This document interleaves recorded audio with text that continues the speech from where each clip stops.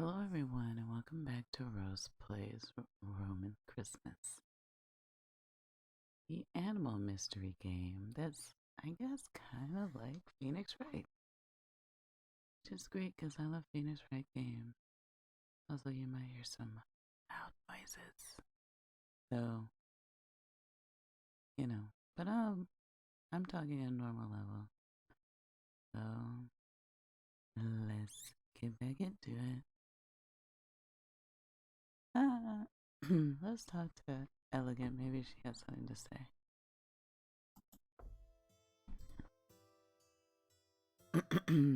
I want to talk more with Elegant. She was very interesting.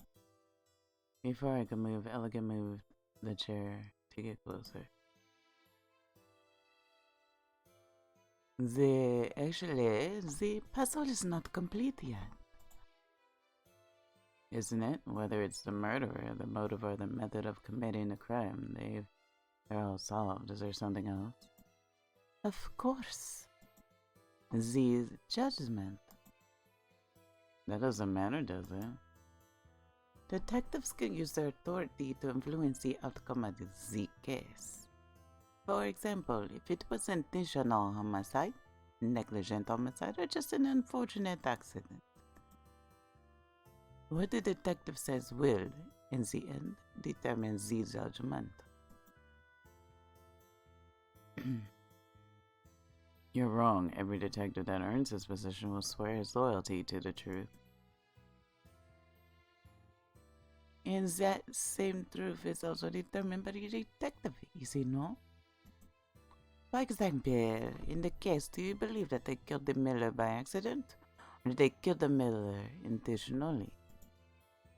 What if they just wanted to intimidate the miller in the counseling engagement? What is your judgment? If I were the detective, I would tell the villagers this is accidental death. This is homicide.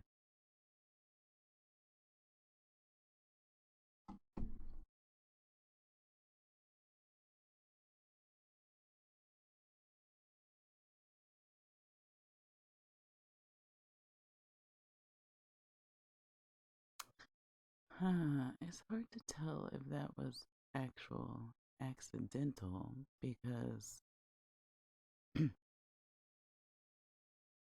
they planned it. They couldn't corroborate their stories, and they tried to clean up. That's not an accident. It shows premeditation, but I'm gonna say this is a homicide, and she probably thinks it's an accidental death. We'll see. I would say it's murder. They're not too arbitrary. Their aim is to stop the engagement, which is not enough to kill for. I think it's enough. Killing isn't something that needs special reasons. Even the most trivial things can drive someone to kill. Besides, the way they committed the crime. I think they just failed in their original plan, then chose another way. Perhaps. I finished the rest of my beer. Oh, great detective, you can really drink a lot. It's not like I'm downing liquor. It doesn't matter if I have a cup or two. I pointed to the cider that she'd only had a sip from in front of her. After hearing your reasoning just now, it is definitely not something a drunkard could come up with. Then I'll take that as a compliment. By the way, a quick tip for you. My president said, your clothes look a bit out of place in a tavern. Everyone's going to notice a teetotaling nun in the middle of a group of drunks. If you're planning to stay here, I'm afraid you'll just end up scaring away the target of your investigation.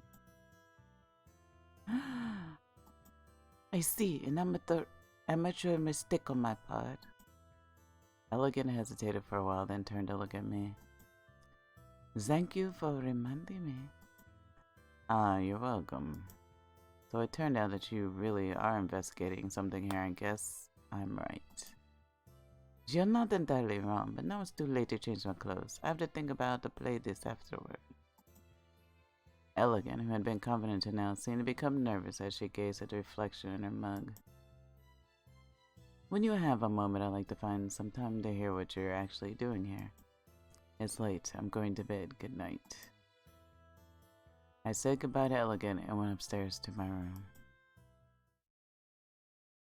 My room was the first on the right. Unsurprisingly, Zarzan had already cleaned the guest rooms impeccably.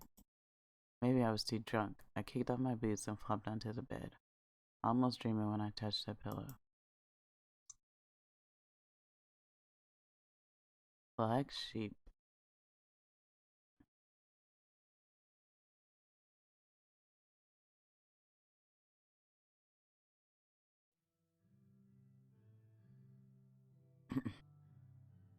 Hold on a minute.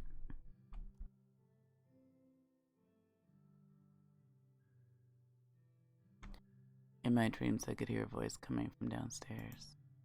The sound reverberated through the empty hall as if I were lying in the cradle when I was a child, or my mother hummed an unknown lullaby. But a tune of music had a kind of disharmony that was distinctly sinister. So like when you open your eyes, only find your cradle dangling off the edge of a cliff. The strange midnight music was unsettling, like something dark and ominous was about to spring out of the shadows to grab me. Do you want to go downstairs and have a look?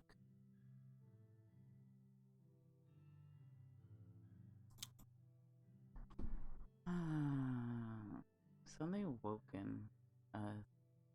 He's a detective. Unfortunately, with him being a detective, he's gonna go investigate, but let's save.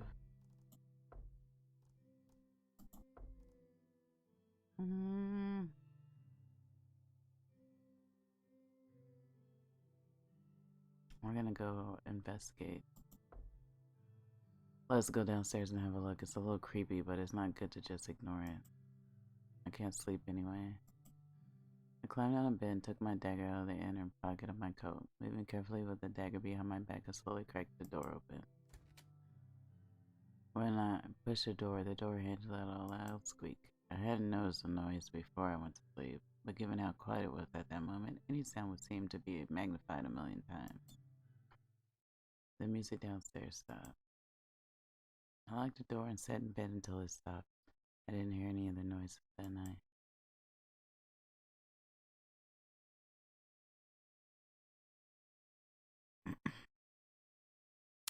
Maybe it was the bard. Day 2, 24 December, 1285. For the rest of the night, I slept comfortably and dreamlessly. The first day of my holiday, I was like, I get to spend my Christmas holiday with a half-mad bard and a mysterious adventure in a tavern in the middle of nowhere, and eat nothing but vegetarian dishes all day long. Truly, such extravagance would make even the Pope himself jealous. There was a thick layer of snow on the windowsill, but it was sunny outside. I held the handrail of the stairs and went down slowly. I could hear the sound of wooden cups knocking on tables from the hall, and the smell of barley spreading through the fire-warmed air.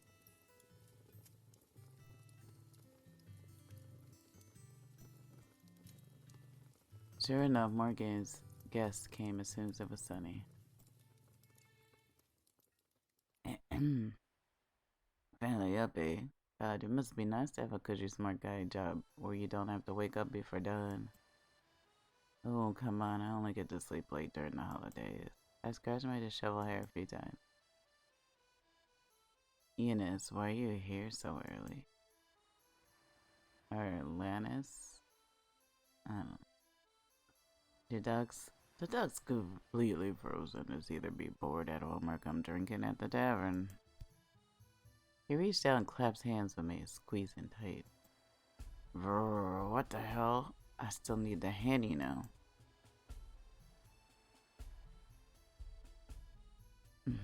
Maybe you should exercise more.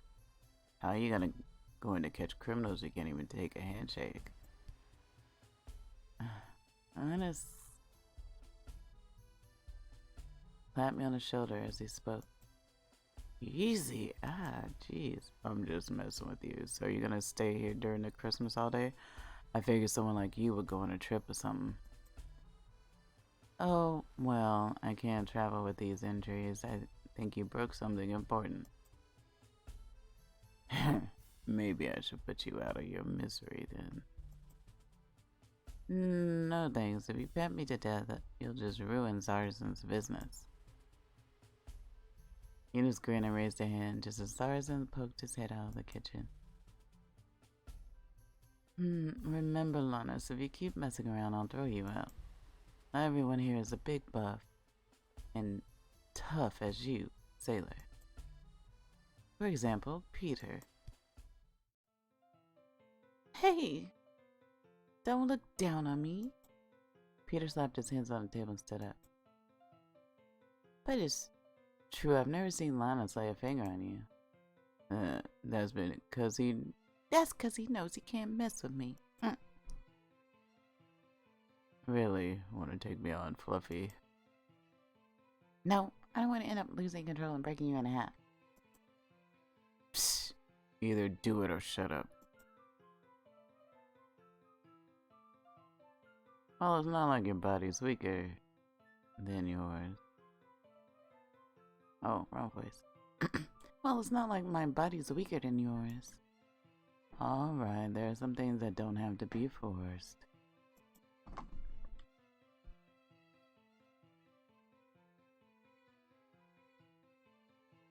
Ugh, why must different races be so different? At least everyone's the same in a legal sense. What's the use? I don't need to deal with criminals every day like you. The law is unequal and this is my business. Besides, what else is the same in a legal sense?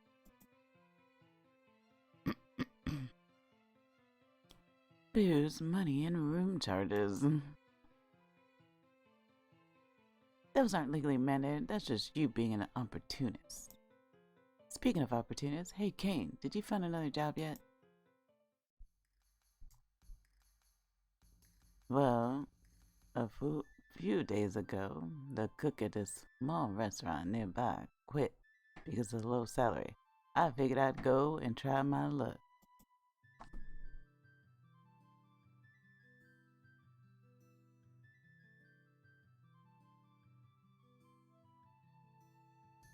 I mean, it's a long shot given how many times I've been canned in the past.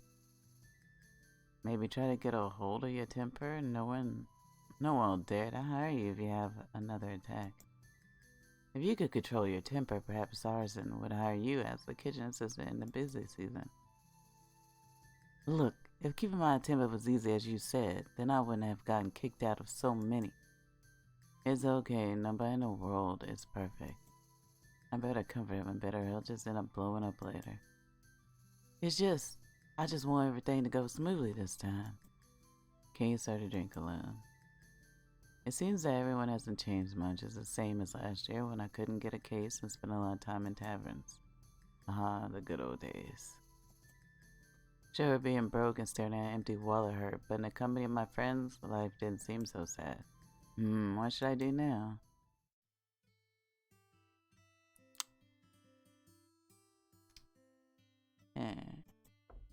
Let's save here.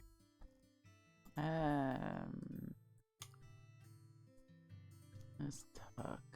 Should we talk? Or should we, what's on the map? Kitchen. Oh. Cellar, kitchen, toilet.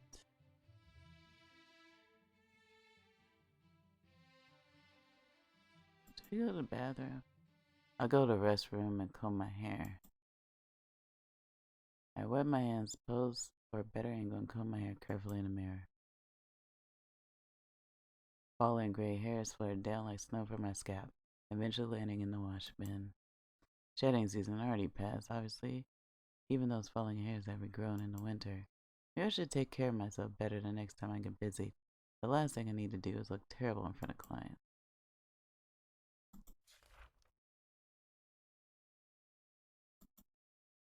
Let's continue to chat in the lobby.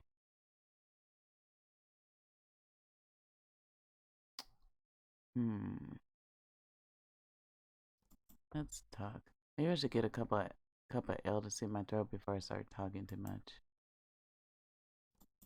Mm-hmm. Guess we'll go to the kitchen. I raised the board to separate the counter and hall and squeezed through the narrow passage. Sometimes I wonder how Zarzan can cram himself in such a small space. Poked my head through the curtains. Zarzan was washing dishes but stopped and turned to me. Let's talk to him. What's the matter, Roman? Mm, mm, mm, mm. Ask about Elegant's room. Elegant's staying here, right? I wonder which room is hers.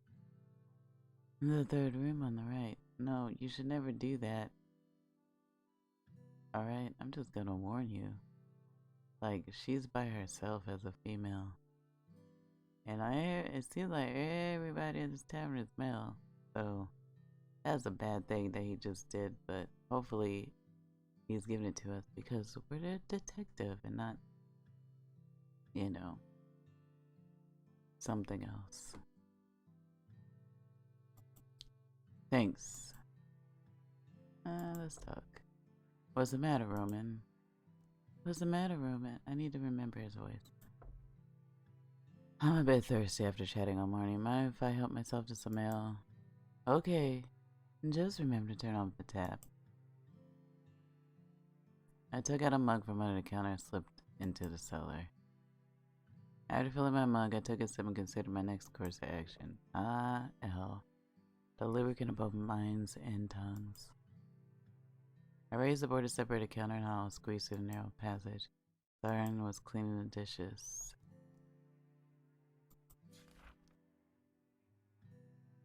Already went there.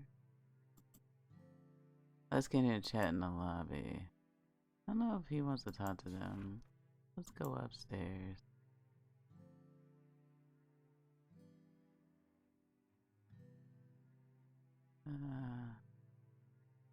Let's go to the corridor. There's no one in the corridor. Okay. Let's knock on her door. Not on the door, the third room on the right. Who is it? It's me, Roman. Is there something the matter?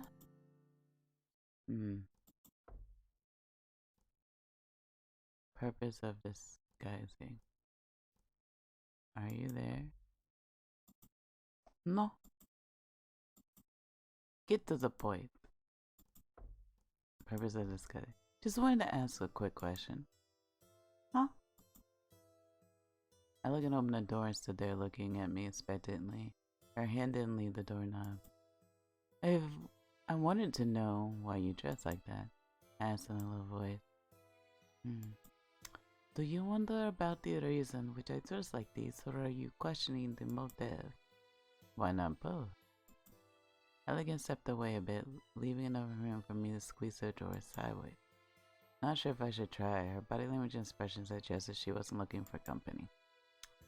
Would you rather stand at my door and speak? You're aware of the recent arrivals downstairs, are you not? She moved back again.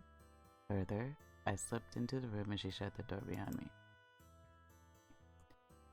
They're regulars here, decent people. You don't need to be worried about them. They may be decent individuals in this place, but that does not mean they are so outside of it. You've already seen through my disguise, so I feel no need to hide. The same cannot be said of them. As of this moment, the only ones I trust are Zarn and you. I didn't realize I was included. It's an honor. Given your relationship with Zarn, I can trust you for now. I'd make for an excellent ally. There is no reason why I'm here. I got a big job in the last tavern. I don't suppose you'll be willing to share next time. Only if you accept a 90-10 split for the fee. Do I get the 90? Elegant cleared her throat and continued. Are you familiar with the Cathedral of St. Isaac? What's that? The cathedral under the Rhymphdiocese. currently under construction in the capital. 12 years ago, there was a disaster when one of the center pillars collapsed. The noble brothers who were supervising the construction site, the elder is called Brando, and the youngest name is Jonathan, were buried under the rubble. And for the record, I apologize if you heard any kind of horn. Let's hope not. According to reports of one of the junior clergy to the local abbot, the collapse was caused by the brothers who had lined their pockets by using substandard materials and cheated the workers. So the story proved to be the perfect to persuade others to donate after all. Everyone fears the punishment of gold. People are willing to give up anything, so long as they avoid the flames of hell. According to reports of one of our junior clergy to the local abbot, the collapse was caused by the brothers, who had lined their pockets by using substandard materials and cheating the workers. I'm guessing you were hired to investigate further.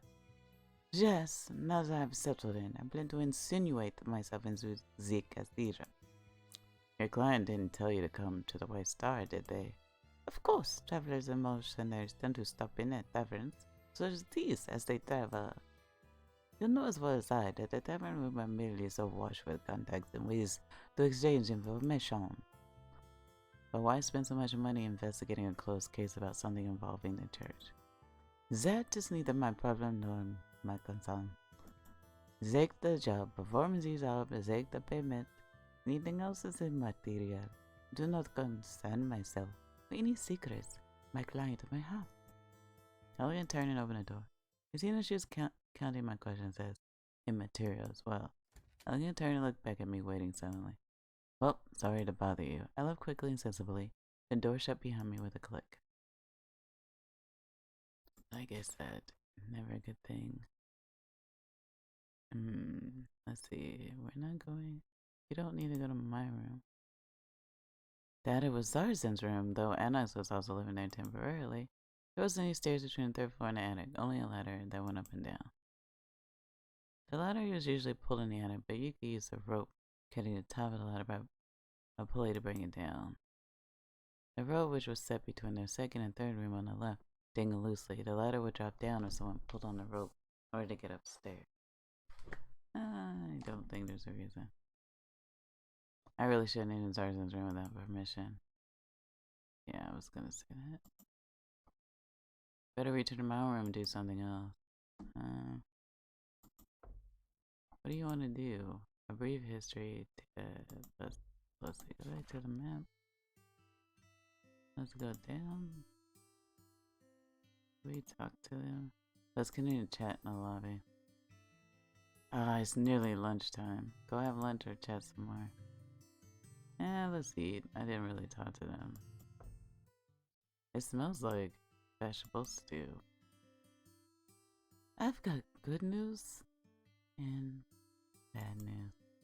The good news is that Kane decided to bust in my kitchen and, quote, show you idiots what actual vegetable stew is like. Lucky for you guys, he cooked the stew before I managed to hurl him out onto the street. The bad news is today's lunch is vegetable stew. You don't have any smoked fish? Sorry, you ate the last of it yesterday. Anyway, bon appetit. I stirred the stew with my spoon and a thick soup swirled slowly in the bowl. Linus was holding the bowl to his face and dumping the liquid into his open maw. That really can't be a healthy way to eat anything. Kane ate his masterpiece contentedly without any hesitation while glancing at me secretly from time to time. I lowered my head immediately and had a few bites. It's nice to relax by the fire in the afternoon. The snow was falling again outside, so Zarzan needed to sweep the snowflakes which were blown from the doorway. Soft snow heaped on the street and muffled all sound, like when you block up your ears with soft cotton. Everything bad or unpleasant from outside disputes to bad ideas is muffled by the snow. The slightly sweet scent of fresh air, chilled by the winter cold, lingers in the nose. The wind, heavy with floating snow, tapped. I'm so bad with words like that. The wooden door enough that a band of sunlight could shine through the gap and across the wall. Suddenly the door swung open. It's cold. Could I get something to warm me up? A fluffy white furred dragon staggered in, dragging a suitcase that was almost as big as he was, and leaning on a cane. What's a child doing out in the snow like this? Well, hurry up, boy. Come in and have a rest. Don't call me boy. What would a child be carrying this? He produced a medical license from his pocket and brandished it up at Sarzen like a dagger. Sarzen frowned as he read it. Oh, my apologies, Master Doctor. Please forgive my rudeness. The last thing I need is to freeze to death before I get back to my clinic. I'll just be waiting for the snow to come down. Of course, please warm yourself by the fire. I'll carry your things. Sarzen tried to lift the suitcase and let out a labor groan as he shifted it. What's in God's name? So heavy. The dragon took off his thick and heavy coat, climbed into the chair opposite me, and reclined with a sigh of full contentment. Greetings. I'm Drively, a physician by trade. He rose slightly and stretched out his right hand. I returned the handshake. It's a pleasure, Roman, it's a pleasure. Maybe I'll be your patient in the future. His lips convulsed slightly. I hope that dream never comes. His hands were covered with soft white fur from the palm to the back of his hand. The stray snowflakes which he brought from the outside were melting on his fur. He looked like he'd fit right in with some Sarzen's paintings. Now then, where in the places am I? I never passed by here. The only reason I managed to spot this place was the lamp outside. This is the White Star Tavern. The white dragon looked at me with confusion. The Vela District? Vela District, my word! Well, I didn't expect to get quite so lost. He shrugged his shoulders and looked around. Just then, the door shook violently and gave the blizzard access to the inside of the room. The falling snowflakes flew up and down with invading storm. At the same time, someone cursed loudly in the cellar. Mind your language! Oh, mind your language, there's a child. Oh, fuck off, I'm not a child. Oh, sorry, I didn't mean to say that word. The gale howled outside. If someone were to go out now, he'd be mad or suicidal. Normally, shutting the door was an easy task, but became much harder than usual in this situation. The snow from the crack rolled across my nose and eyes. I shut the door with all my strength and found a chair to block it up. Pew! As I moved to sit back down, the door hinges cracked loudly as someone rattled the knob. What the? Oh, hell. There was a hyena lying there, wrapped tightly in a thin hooded robe. This is a tavern. Please, I humbly ask for shelter. It'll warm her, may I say? He crawled to his feet in embarrassment and shrugged as an answer. Pointed to the cellar, just another crush echoed from within. I'm not the boss. I can't call the shots. Perhaps the owner will show kindness and not hurl me in the street. He took out the robe on the back of the chair, then kicked back and leaned heavily. The partially spinning chair groaned under the pressure. Sorry to keep you waiting. Going so soon, Doctor. Sarden stood in the doorway to the cellar with mugs of ale in his hand. As Strive was getting up from the chair.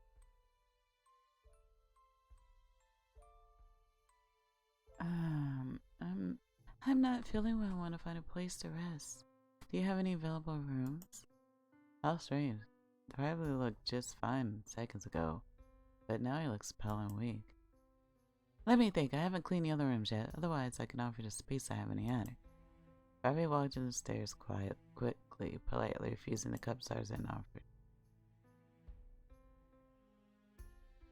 Thank you, but I'm a little queasy at the moment. My stomach's a bit too delicate for alcohol. Well, no need to waste fine ale. Tarzan stared in surprise as the honey plucked the mug from his hand without the hesitation intended to drink. Hold on. You are a friar, aren't you? Perhaps he's also a pretender like elegant. Don't bother me with such rigid rules. 'Tis far nobler to not waste the gifts granted by God. Well, how should I address you? Tarzan crossed out a whole line on the bill with his pencil, then added a few words. It seems like you don't go to church on weekends, or you know my name. I would go, but seeing as I'm the only one working at this tavern, I don't have much chance. Excuse me. With a slight frown, Zarn turned back and quickly retreated to the kitchen. I suppose that he could stay there for a long time. Oh, I just remember I have something to do. Good. What else is more important than rescuing your soul, my child? Come now. Stay. At that moment, I touched the stair railing, and the hyena had pinned my hand with a smile. A blink of the Omega cross, which hung on his, I don't know, Alpha. I don't know the, I'm just gonna call it O cross, which hung on his chest was dazzling. Well, so much for escaping. What's your name? I believe I've never seen your face before in my church. I'm not in this parish. That doesn't matter. Even though we are from different parishes, all of us are in the same family. I'm Father Heron. Nice to meet you. I stretched out 3 fingers and gently shook his hand. I'm Roman, nice too. He interrupted me before I could get a word in edgewise, began to make a speech without any pause, gesturing towards me excitedly.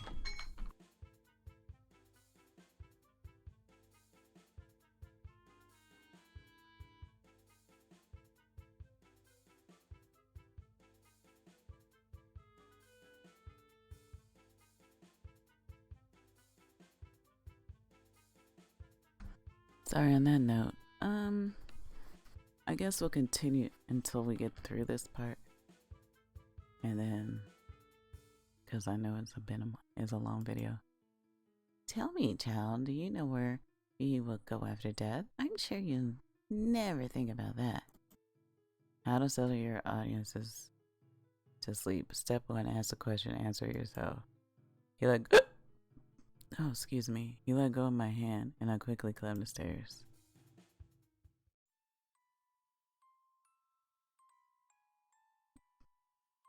Rivalry was standing in a corner, staring blankly up at the ceiling. Surely, there's some way to... Here, leave it to me. I went ahead and untied the knot step by step. This white dragon watched as I untied the strings from the wooden handle quietly beside me. Okay, I got it. Next step is just... release the rope slowly. Let it loose directly. I put the ropes down step by step. The ladder dropped slowly with a squeak from pulleys. Finally, a ladder descended between us. Ah, so that's the trick. Thank you. It seems like you are familiar with this place. I am a regular customer, so I know a few things about this place. The white dragon caught hold of the handrail on the ladder and tried his best to climb up the very steep steps. The space and ladder rungs were suitable for someone of sergeant size, so it was a little large for him. The nightstand was half open. I moved quickly, pulled it open the drawer, and began searching. My wallet was still there, as were my magnifying glass, just in a fleece bag. The evidence case from the crime scene. I rummaged through the sundries I had stored in there, my hand dipping down in a drawer. Finally, my finger touched a cold and hard object buried deep among the linen. There it is. I tucked the case back down deep underneath my things and stuffed everything back in the drawer. I quietly cursed the lack of a lock. The cheap bastard sergeant must have thought nobody would bother to rob his guests. Imagine that. Nothing was lost, but I know I didn't leave the drawer open. Think, who had access to my room after lunch? Only 2 can be excluded. So on that case, I am going to go ahead and save before I get caught into another hour-long case. Although nothing really happened. We didn't have the chance, but because the last video was freaking long. And I know, you didn't have the chance to enter my room after lunch. Sergeant and Thrivey, Thrivey and Heron, Sergeant Heron. Supposedly these 2, but Thrivey was just caught up there. Sergeant was downstairs, and Heron was downstairs. So we're gonna save here. Oh, I'm probably gonna forget. Sergeant managed everything all the time from downstairs, so he didn't have time to go upstairs until now, excluded. Heron, he chatted without stopping in front of me since he got here. He may have had a bad impression, but it wasn't him. As for everyone else, I'll need to investigate. I locked the door and went downstairs. Well, what else would you like to order? Well, what else would you like to order? That's enough. Thank you for the warm hospitality, good sir. The lynx who just came in swept off his thick coat and casually dropped it into Heron's arms as they walked past. What are you doing? Child, I'm not a coat rack. Tarzan took the coat from Heron's hand and quickly hung it from the progressively more overburdened coat rack.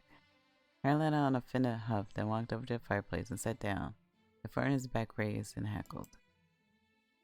The lynx walked towards me as he adjusted his collar, meeting me at the bottom of the stairs.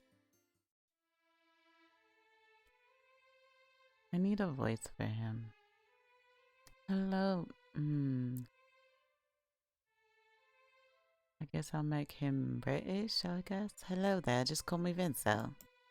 He reached in the pocket of his fancy puffy sleeve top coat and produced something with a flash. It was a scroll about the size of a finger with smooth edged paper wrapped around a varnished wooden claw. That explained a few things. The guy smelled the money. Vince Links, Spices and Herbs, Appalachian 21B King Street, Allentown. I'm a Roman, the detective that...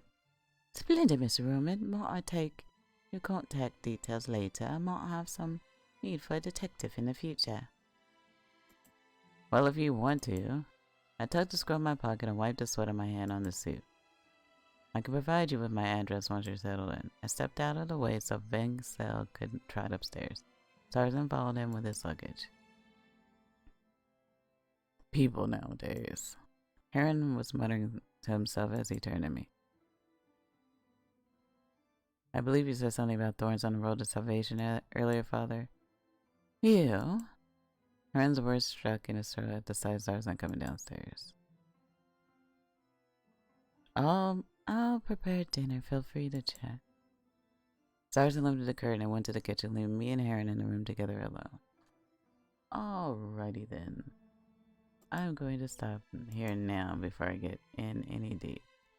So, thank you for watching. And if you like what you're watching, please don't hesitate to hit like and subscribe. I am trying to do videos, at least the mystery videos in RimWorld once a week. So if you like what you're seeing and enjoy, you can please leave a comment down below. I appreciate that. And I will see you next time. Bye-bye. Thank you for watching. Please hit like and subscribe to see more content.